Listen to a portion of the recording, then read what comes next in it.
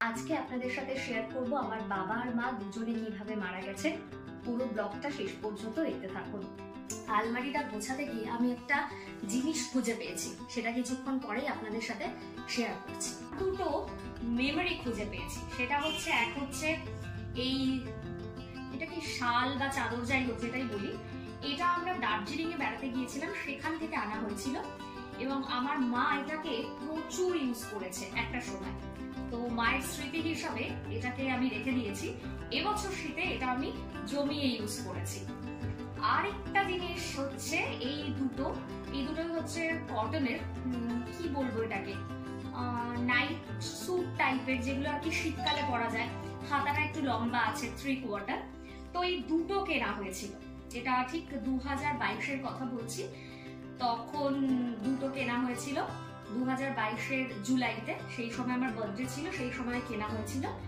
একটা ছিল আমার, একটা ছিল মায়ের। এইভাবেই আমরা ইউজ করবো বলে ঠিক ছিল যে 2022-এর যখন মানে শীতটা পড়বে, আমি জুলাই মাসে যেহেতু কিনেছিলাম, সামনেই শীত আসতো, সেই হিসাবেই কেনা হয়েছিল। তো এইটা আমি নিয়েছিলাম, এই কালারটা আমার বেশি ভালো লেগেছিল, আর মা নিয়েছিল ঠিক এইটা। কিন্তু দুর্ভাগ্যবশত 2022-এর অগস্ট মাসে আমার মা মারা যায়। তারপরে এই দুটো ওইভাবেই আলমারিতে পড়েছিল।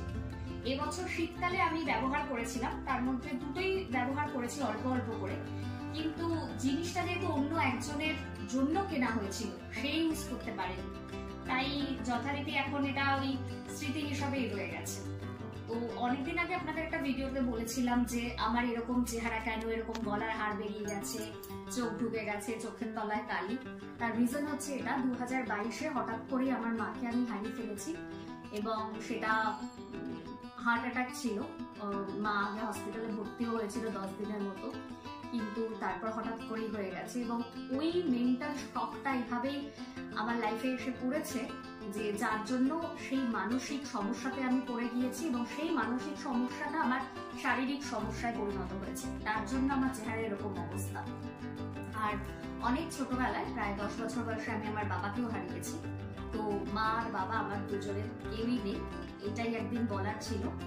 আর আজকে এখন চলুন, যে কিছুক্ষণ আগেই আপনাদেরকে বলেছিলাম যে আমি আলমারি গোছাতে গিয়ে একটা জিনিস খুঁজে পেয়েছি। আমার মায়ের কিছু শাড়ি খুঁজে পেয়েছি, যেটা আমি কোনো না কোনো সময় মাকে বিভিন্ন সময় গিফট করেছিলাম। তো চলুন দেখানো যাক সেই শাড়িগুলো। এই হলো সেই শাড়ি। একটা হচ্ছে জামদানি, একটি হচ্ছে কাশ্মীরি সিল্ক, আর অন্যটির নাম আমি ঠিক বলতে পারবো না। তো চলুন দেখে নেওয়া যাক। চলুন এরপরে শাড়িগুলো দেখিয়ে নিই। সবার প্রথমে এটা হচ্ছে একটা জামদানি, খুব সুন্দর কালারটা, সি গ্রিন কালার। আমি মাকে ঠিক এই কালারেরই একটা ব্লাউজ কিনে দিয়েছিলাম, যেটা একদম সিম্পল পিঙ্কের মধ্যে। কিন্তু আমি যে ব্লাউজটা কিনেছিলাম সেটা পরে একদিন আপনাদের সাথে শেয়ার করবো, যখন আমি এই শাড়িটা পরবো। সেটা একটু ডিজাইনার ব্লাউজ ছিল। তো এটা মাকে আমি জুলাই মাসে আমার জন্মদিনে গিফট দিয়েছিলাম, আর ঠিক অগাস্ট মাসেই কিন্তু মা মারা যায়। যে এই শাড়িটা জুলাই মাসে ঠিক মা একদিনই আমার বার্থডেতে পরেছিল, সেই ভিডিও আমার কাছে এখনো রয়েছে। তো পরে কোনোদিন আপনাদের সাথে শেয়ার করব। তো এই হচ্ছে সেই শাড়িটা।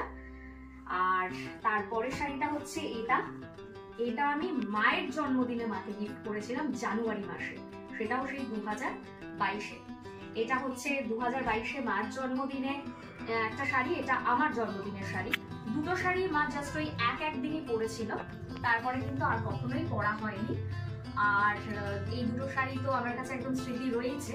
আর সব থেকে ইন্টারেস্টিং ব্যাপার হচ্ছে, ওই যে দুটো জন্মদিনের কথা বললাম, সেটা মার হোক বা আমার হোক, ওই দুটো জন্মদিন মারও ফার্স্ট বার্থডে ওইভাবে সেলিব্রেট করা হয়েছিল, আর আমারও বার্থডে ওই বড় করে সেলিব্রেট করা হয়েছিল। আর ওটাই আমাদের দুজনের ফার্স্ট এবং লাস্ট বার্থডে ছিল অত বড় করে সেলিব্রেশনে। আর এই শাড়িটা, এইটা মাকে কেউ গিফট করেছিল আমার যতদূর মনে পড়ছে। এটাও মা ঠিক একদিনই পরতে পেরেছিল। কিন্তু এই শাড়িটার গল্পটা হচ্ছে, এটা হচ্ছে একটা কাশ্মীরি সিল্ক।